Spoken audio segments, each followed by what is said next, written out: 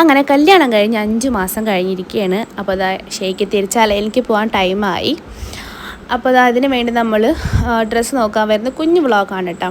അപ്പോൾ ആദ്യം തന്നെ അതാ കുറച്ച് ടീഷർട്ടൊക്കെ ഇട്ട് നോക്കി. നമ്മൾ കൂടുതലും കാഷ്വൽ ജിം വെയർ ആട്ടോ നോക്കുന്ന ഡ്രസ്സ്.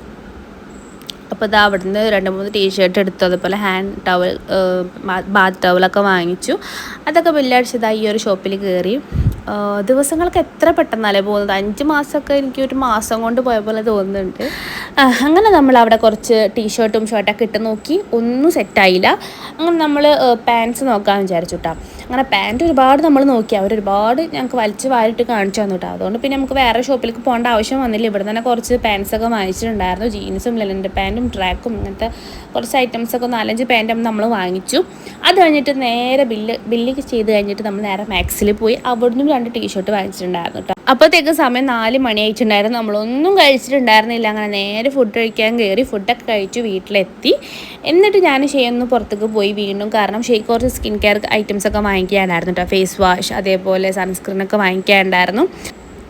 അപ്പോൾ അതാ എൻ്റെ വീഡിയോസൊക്കെ ആദ്യമായിട്ട് കാണുന്നവരാണെന്നുണ്ടെങ്കിൽ എന്തായാലും ഒന്ന് ചാനൽ സബ്സ്ക്രൈബ് ചെയ്യുക, ലൈക്ക് ചെയ്യുക, ഷെയർ ചെയ്യുക, കമൻറ്റ് ചെയ്യുക. പിന്നെ എനിക്ക് തരുന്ന സപ്പോർട്ട് എന്നും എൻ്റെ കൂടെ ഉണ്ടാവണം.